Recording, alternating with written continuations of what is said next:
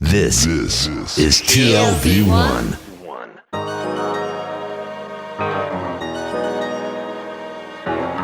The Tel Aviv Review. Hello and welcome to the Tel Aviv Review. I am your host, Gilad Halpern. Every week we bring you conversations with authors about the books and research and other things that we like. And if you like us, please consider becoming a Patreon supporter by going to our homepage. That's tlv1.fm/Tel Aviv Review. Scroll to the bottom and click the big red button that says Patreon. Click and support us. Some of you have been doing this for months and years, and we cannot thank you enough. My guest today is a professor of history and gender studies at MIT, specializing in Armenian and Turkish history. She is now in Israel to participate in an international conference held at the Hebrew University of Jerusalem, marking the centennial of the Treaty of Lausanne that was meant to settle the conflict emerging from the disintegration of the Ottoman Empire and its subsumption by the Turkish Republic. Her talk at the conference is entitled A Case of Post-Genocide Partition Denied, Armenian Demands for a National Home at the Lausanne Conference. Her book, Recovering Armenia, The Limits of Belonging in Post-Genocide Turkey, appeared in 2016 and was published by Stanford University Press. I'm now delighted to welcome here in the studio Professor Lerna Ekmekcioglu. Hi. Hi. Thanks for being here. Thank you. So at the Lausanne Conference, that is 1922-1923, calls were made for the establishment of a national home for Armenians within the nascent Turkish Republic in the aftermath of a genocide. To anyone familiar with the history of Zionism, this would sound eerily familiar. So what was really the nature of these demands for a national home? Mm-hmm. Actually, this is a reduced and reducted version of the demand for some type of a self-governing body for the Armenians. So in the aftermath of the genocide and the aftermath of the armistice that the Ottoman Empire signed with the Allied powers, a defeated Ottoman Empire signing the armistice in October 1918, afterwards, Armenians asked for a real self-governing country, a possible nation state, possibly a mandate, where they would go settle to congregate, to be safe from violence from the perpetrators that are next door, and have a kind of a greater Armenia. That's what they called it. They did present it as a promised land of some sort. And they had some support up until 1920, from 1918 to 20. International support, that is. Yes, allied British support, the French support. The victors of the war aligned their interests with the victims of the genocide simply because the Ottomans were defeated. So it was meant to be an autonomous region within the Turkish Republic? Originally it wasn't going to be an autonomous region. It was supposed to be. What the demand, Armenian secessionist demand, was that this is only after the genocide. Before the genocide, they don't ask for this. They ask different things, not reforms, for instance, within the Ottoman Empire. But after 1915, they don't think they can coexist anymore, and they asked for this sovereign land. And the British are supportive, the French are supportive originally, and the Americans are very supportive in the first 2 years after the armistice, to the point that a treaty is signed in August 1920 called the Sevres Treaty, where there is it's the dismemberment of Anatolia Treaty, where a part was going to be an Armenia, whose borders were going to be demarcated by Woodrow Wilson. Mm-hmm. The American president, that was called Wilsonian Armenia. But things have shifted because of the successful Kemalist, what is now called the Turkish War of Independence, to the point that by the time that they all convene at Lausanne, Armenians have this dwindled type of a demand that is called Armenian National Home, which is an autonomous region. And the new region. Turkish government had renounced on the previous agreements in Sèvres, and yes, there was a need to find a new solution for the Armenian question, the Armenian problem. But I want to Sure. see what it really entailed, because what we're talking about is a region which would concentrate the Armenian population within Turkey, sort of a separation of powers, a separation of populations. Is that what they were demanding? At Lausanne, Mm-hmm. yes, they were asking for a demilitarized, self-governing. They use autonomous and self-governing, sometimes self-determination like language also, where the survivors and the refugees could just come together and sustain their culture and their religion in a congregated, self-segregated way. So they are asking for an unmixing of some sort. Because that wasn't allowed before. So my question is, what really led to those demands? Was it the fact that they could not live as Armenians? I mean, there was some sort of suppression of their Armenian identity. And also a question of physical safety, because, Right. as you said, they lived next door to their perpetrators from just a few years before. Yeah. I mean, what happened was that the massacres happened. Kidnapping happened. Kidnapping meaning a lot of Armenian women and children during the process of Turkish project of unmaking Armenianness in that land. A lot of people who were considered non-capable of passing identity, such as children and women, were transferred from the perpetrator group to from the target group to the perpetrator group, meaning they did become Kurds, Turks, Arabs, Muslims. Right? So they did not want these processes to continue because intermixing did not do them well, really. Mm-hmm. And then, but the question is, if it is a question of safety, and again, I'm looking at this Sure. through my Zionist Israeli lens, because, the two things that led the Zionist project in tandem, more or less, was also, first of all, the need to find a safe haven for all the persecuted Jews around the world, and also a place to recreate themselves as a national collective. If we take the first one and apply it to the Armenian case, where does the Republic of Armenia factor in? Because the country that today we know as Armenia was for many years a Soviet state, had already been established in 1918. How did that fit into the whole debate? Yeah, this is when it gets really complicated. Oh, I'm sorry. It doesn't have to be that complicated, Okay. but this is one of the times that we cannot extrapolate too much from Jewish history, Yeah, even though yeah, there yeah. is a lot of similarities between Jewish, No, Armenian it's history, the outliers Jewish, that Palestinian. matter. Yeah. Okay, Yeah. so Armenians have been living under what we call Western Armenians, which are the Armenians who speak Western Armenian, and they are the subjects of the Ottoman Empire, otherwise known as Turkish Armenians, sometimes Ottoman. They have been living under the Ottoman rule for more than 500 years but they congregate around what is called Eastern Anatolia, which to the Armenian is the western part of their ancestral homeland.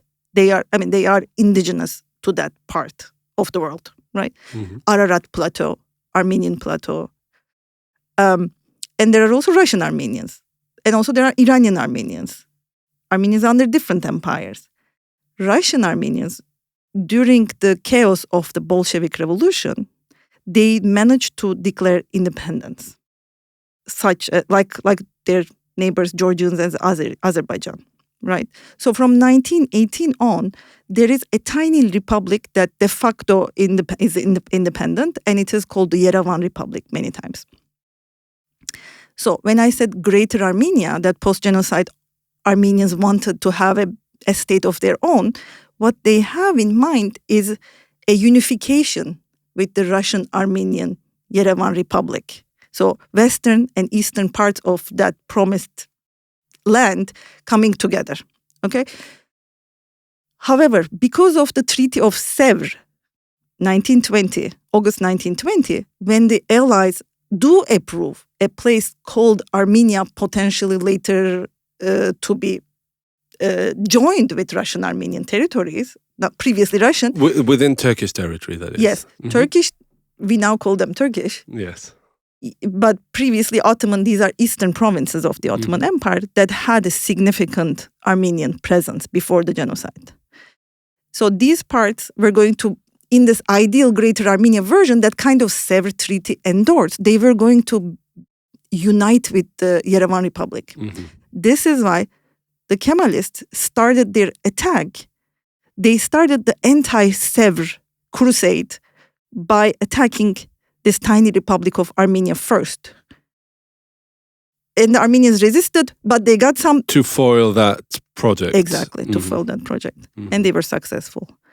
And the result was that Armenia became a Soviet republic because the Bolsheviks also came and kind of rescued. There's different interpretations, but Armenians basically chose Sovietization over, once again, being under Turkish rule. So that Soviet Armenia, when we talk about Armenia today, that's the Soviet Armenia that we are talking about, where they speak Eastern Armenian. Oh, it's a different language. It's not a different language, but a different dialect. It's yeah, mutually legible. Okay. But they do come from, it's like Ashkenazi versus Mizrahi, more Sephardic, just style of difference. But this basically perpetuated the Armenian problem in Turkey that later was being addressed at Lausanne 2 years later. So, yes. What happened is that Muslims, mostly Kurds and Turks, under the leadership of Mustafa Kemal, later Atatürk, waged a war against the Sevres, which also included the Greek occupation of Asia Minor, a potential Kurdish territory, autonomous territory. And that treaty was cancelled. It was unmade, right? And it was endorsed by originally it was signed by the Istanbul Ottoman Sultanate government. Mustafa Kemal is the Ankara representative. They are the resistance revolutionaries. They call themselves revolutionaries. Well, Republicans, right? Yes. And they are not loyalists. They are the patriots. No, it was a complete regime change. So it actually made sense that regime change was happening. Regime change will happen after Lausanne. So we don't talk about... Right, okay, sorry. During Lausanne, no, we can call Ankara government, but they haven't yet declared the republic. But the point here is that Lausanne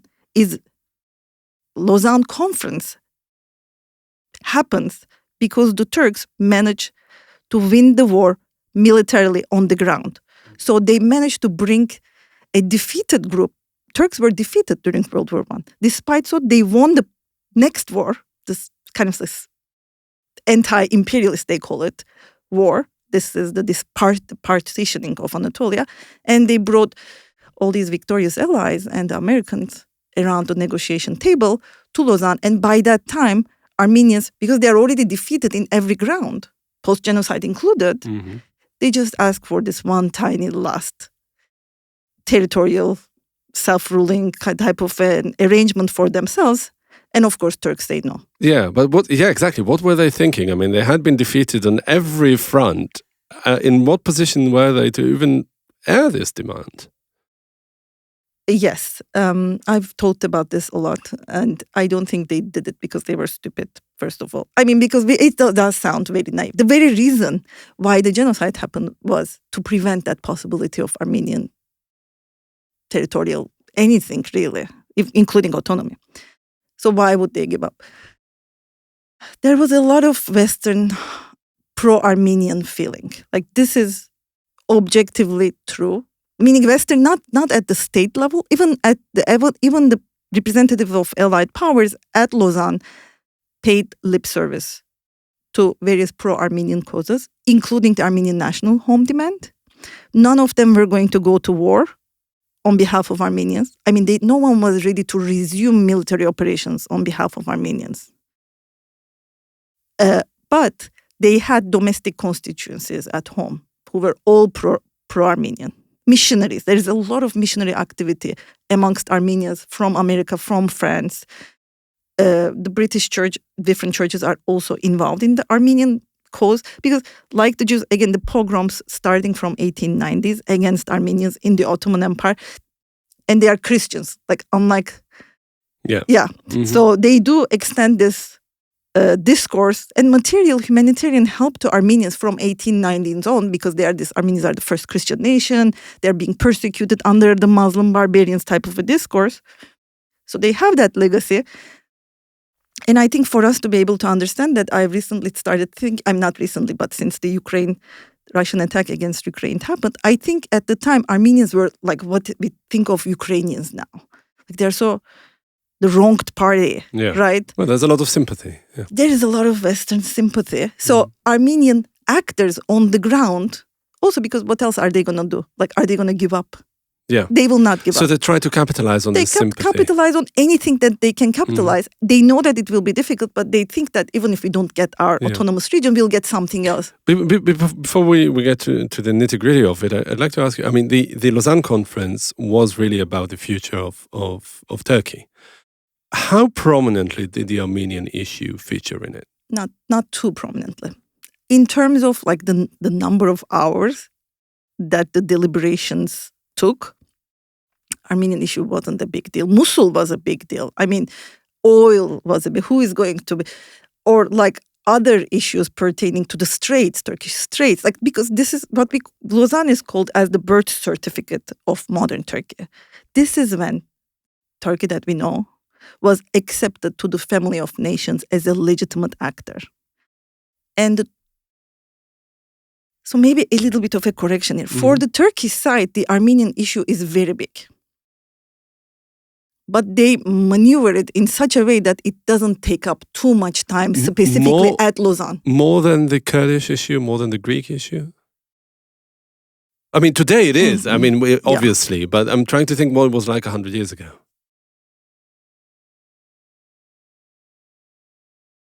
So the Ankara government give a 9-point to-do list type of a protocol to the Turkish delegation that left for Lausanne in early November. It's there, like there's 9 items. These are what we can compromise on. These are what you're not allowed to discuss even some of these topics. And the first topic is the first item is an Armenian national home. They said that it is impossible. We will never agree to this. If they insist, if the allied powers, great powers, insist on discussing this, you can leave the conference even without asking us first. They are very scared that the allies will continue pushing. The way that they supported before the Sèvres Treaty. Because they are nervous, because they are insecure. Now we think of them as like they really won a lot of things at Lausanne, but at the time they don't know it yet. Yeah. But the minorities issues, meaning non-Muslim minorities, it did take a lot of space and time at Lausanne. And this is another topic that I wrote extensively, so I'm more than happy to expand on it because it also involves Jews in a way. It's more. So the Lausanne Treaty, the treaty that will be signed at the end of this one-year conference, recognizes non-Muslim nationals of Turkey, by which we mean Armenians, Greeks, and Jews, and Assyrians to a certain extent, to have certain kind of minority rights and protections. The Turkish side tried not to give those rights. There was a lot of discussion about the fact that if minorities have rights, they will be seen as privileged subjects, like they used to be in the Ottoman times. And we will not be able to treat them as equal because they will be different enough. Mm-hmm. It's sort of undermining the Republican vision of, complete equality. Mm-hmm. Yes. And they have the French model as the right model. Basically, they give the example at some point later. They give, not at Lausanne, but right after, they give the example of French Jewry, for instance. Like French Jewry, they don't speak another language. They only speak French. They don't have their schools. Therefore, they deserve to be called French because they gave up on their like public expressions of Jewishness. At home, they can be Jew, whatever, they can go to their synagogue. But so they want Turkish Jews, Armenians, and Greeks to be like that. But the allies push minority protections on them. I mean, to this day, Lausanne is alive, and Armenians, Turks Armenian Greeks and Jews in Turkey have these rights. That's why they have their schools and everything. But the reason they push these rights, minority protections on these groups, is that allies pushed similar rights on 15 other defeated or newly expanded states, from Romania to Poland to Czechoslovakia, Kingdom of Serbs and others. To protect the Jews mostly in these lands. It didn't work out very well in the interwar period. Yeah, exactly. And this is what my book is about. Yeah. But in Turkey it did, you're saying? Well, depends on what you mean by... I mean, they were not massacred en masse, again. That's true. But there were pogroms against Jews in Turkey in 1934, for instance. Even though they were technically protected, they were not protected de facto on the ground. Having said that, Turkey did not breach all of these Lausanne articles, such as schools and religious spaces. We do have them still in Turkey. Mm. But the main demand, which was some sort of a demilitarized area where they can congregate away from, and it's for, I said autonomy earlier and you jumped, I won't say it again, but it's some sort of like, maybe not a nation state, but some sort of like an area of national existence, separate from the broader Turkish state, even though it's still under its aegis, and that this is something that the Turks would have nothing to do with. No, Turks said that we are going to wage a war against you if you insist on this mess. At Lausanne, Armenians were not an official delegation partaking in the conversations. This is also... But why were they so adamantly opposed to it? I mean, as we said, there's like this Republican ideology, but it feels to me like there's something more to it. Did they feel still threatened by the Armenians even after the genocide? Yes, and they are still threatened by the Armenians after more than a century. Why is that? Because the shadow of it is too low, because they know what they did. I mean, Talat has this... No, but the shadow of the genocide. But what about the Armenians who were still there? I mean, the survivors and the community, the broken communities that were left after the genocide. So many of them were not there, actually. Overwhelming majority of Armenian alive, like the survivors, were already outside of Turkey at that time. So it would mean that they would have to bring back the leftovers. And they knew that this would lead into some kind of calls in the future to possibly unite with that Soviet Armenia, right? Or some kind of, it would, I mean, I grew up in Turkey in the 90s, in anti-Kurdish environment. This was a question that I've asked myself growing up. I mean, Kurds want some kind of autonomy, some kind of self-rule. Why don't we give that to them, right? Because they are also still there, unlike Armenia. Because for Armenians, it's just you cannot people that much land also. Genocides are irreversible. Yeah. Right.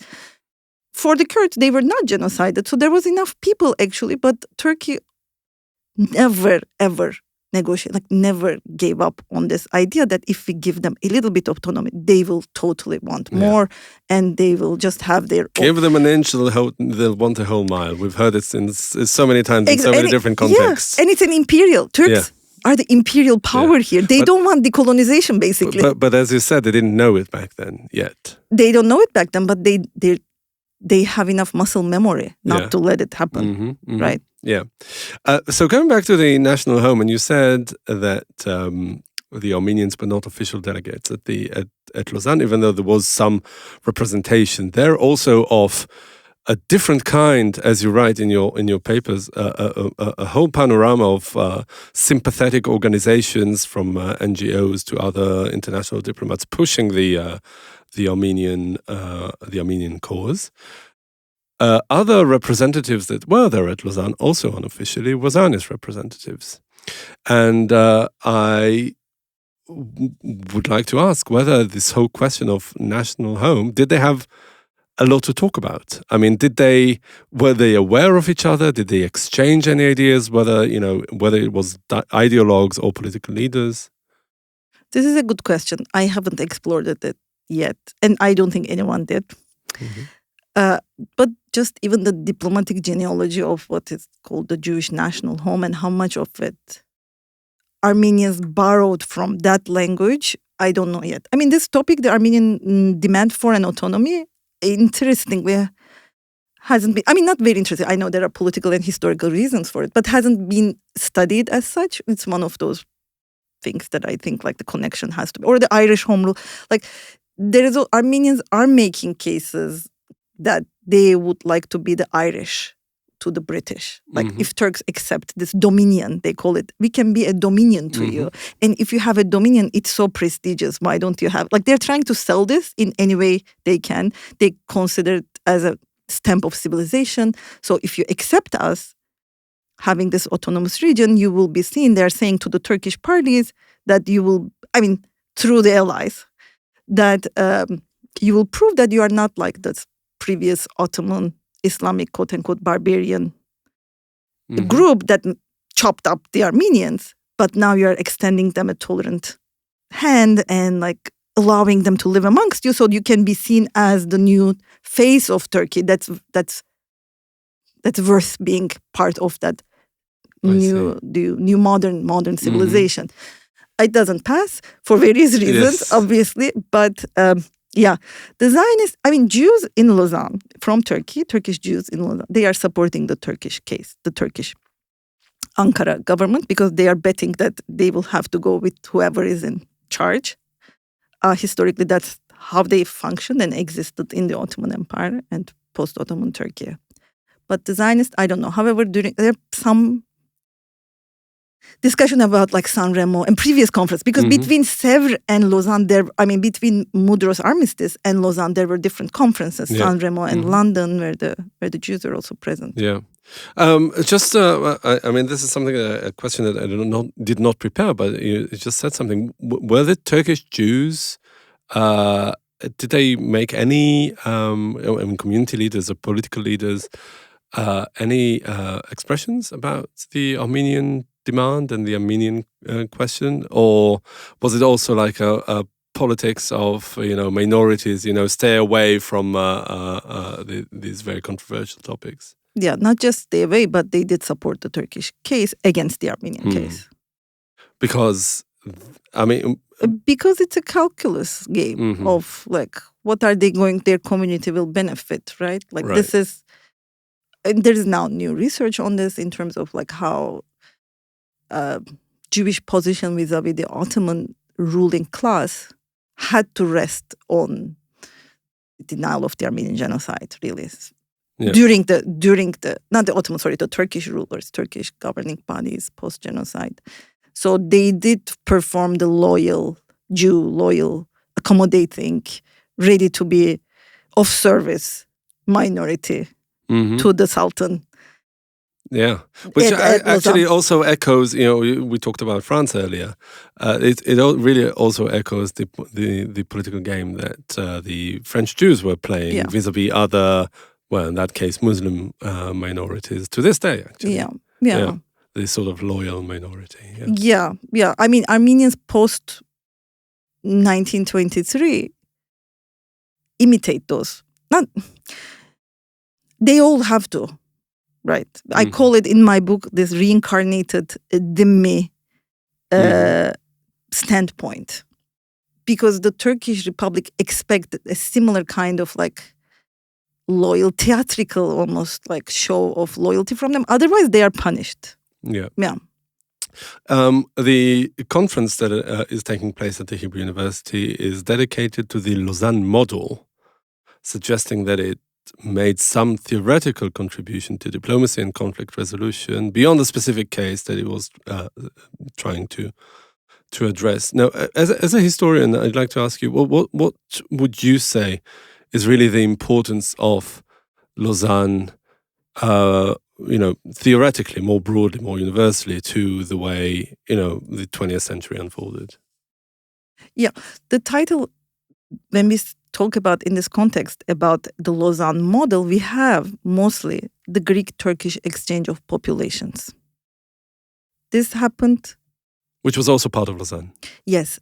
Part of Lausanne, the Lausanne Treaty authorized a compulsory exchange of populations between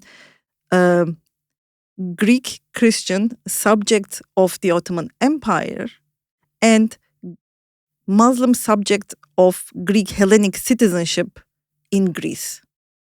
So they had to switch homes, basically, homelands, to fit in, align the identity to be aligned with the state titular identity. This is the first compulsory exchange of populations that is sanctioned, approved by the international law. So this is a giant event when it comes to a history of international law. And one of the reasons why we are having this conference in Israel is that population transfers have been a huge deal in the way that Israel was built, and the Zionists thought about what to do with the populations in general. But populations. And right? population swaps are still on the table in one way or another. Of course. Yeah. So Zionists studied the Greek, during the interwar era, the Greek-Turkish exchange of populations, which was a solution to the problem of unmixing, to the problem of violence and heterogeneity and groups not being able to live together peacefully, right? How to assure peace? You assure peace by dividing them and not letting them play together, basically, like children, Everyone in their own corner, minimized, legalized interactions, peace in the long term. Because we are all talking about League of Nations supported. The League of Nations was established around this time in 1920. And the whole goal is not to prevent another war. Mm-hmm. So this type of peacemaking was appealing to many groups, including some groups of Zionists. I don't know this history too much, and I'm looking forward to learning about it. But obviously, I know enough that it was seen as a successful way of pushing populations away. And then it is seen also as a genealogy, like a beginning for partitions to come from Israel, Palestine, from 47 India-Pakistan partition. This logic would be employed in various going places. back to Soviet Armenia, yes, wasn't the idea suggested then to just relocate all the Armenians within the Republic of Turkey to the so-called Armenian homeland? Very good question. Yes. No, it wasn't suggested. This is what the Turkish... Is the question, is it yes or no? Yes. About it? No, go on, sorry. No, this is very good. Because there was enough... The post-Turkish War of Independence, militarily victorious Kemalists did not want any non-Muslims amongst them. Because they, especially Christians, but Jews too, because they see them as potentially treasonous. Yeah, fifth column. But they did in the post-genocide after they kind of are, because they made them into with genocide, right? Like how can people... self-fulfilling prophecy. It is it's the summary of everything really here, which is very sad actually. So this group in the 9-point protocol that Ankara gave to the departing delegation for Lausanne, they said that for every minority, all minorities, we need to exchange them. But the head of the Turkish delegation at Lausanne couldn't even start discussing the topic of exchanging Turkish Armenians with Tatars and Azeris in Soviet Armenia at the time, because they did not want to, the Ankara government did not want to engage the Soviets into conversations about because Turks see this as their internal domestic affairs, because they already signed a treaty, Moscow Treaty, that could potentially open up the discussion of renegotiating the borders. So to be able to keep the Soviets away, Russian Soviet leadership away from these conversations, they couldn't talk about exchange of Armenians, which is very bad for them because they had to live with some Armenians, which they really didn't want to, and that's why they did see them as unfinished business in Turkey. To what extent is the Lausanne Treaty still alive today in the debate in Turkey? Like legally, it is alive. Mm-hmm. No, but when you address the Armenian issue, does it come up? Not too, well, there's so much happening in Turkey now with regards to Lausanne. There are a lot of conspiracy theories. Like, not many people will think about Armenians when they think about Lausanne today. Right. They think about oil and Mosul and like who has Kurdish regions and who has the power. So there is a lot of conspiracy theories that there are secret articles of Lausanne that will be unveiled once the 100th anniversary deadline is over. Oh, that's next month. It is next month, 24th of July. Yeah, so they are waiting for it. I think Erdogan has been misusing, appropriating Lausanne for various different kind of goals. Armenians is not part of it at all. But the conspiracy theory is that all these oil-rich places were taken away from Turkey by those greedy British, right? The greedy British, and that they were taken away. By the way, it is true. The British were greedy, and because of the oil reserves, they did. No, that's the thing about conspiracy theory. There's always a kernel of truth in them. Yeah. Yes, but it's taken to. There are no secret treaties. The idea is that once these secret treaties are real, we'll get back our Lausanne, our Mosul, and our oil. And this is the new. And now we know the winning narrative of Turkey as the victim. Yeah. Like they've wronged us. And then now, I mean, Hagia Sophia, the reconversion of Hagia Sophia into a mosque, for instance, happened on a 24th of July, the same day that Lausanne was. Right. Yeah. So on purpose, right? It wasn't. They never admitted it, but what are the chances? Yeah. Okay. Yeah. All right. This is all very interesting. I'd like to thank you very much for joining us today, Professor. Let me see if I get this right. Lerna Ekmekcioglu. Yes, thank you. Thank you very much. Thank you, Gilad. And many thanks to Itai Shelem, the manager of TLV1 Studios. And now we've got a request, because most of you listen to us on the Apple Podcasts app, and we have a special request. Please consider writing us a review. You too can support us by going to our website and subscribing onto our Patreon campaign. Check out our archive. It has probably close to 1,000 interviews in there.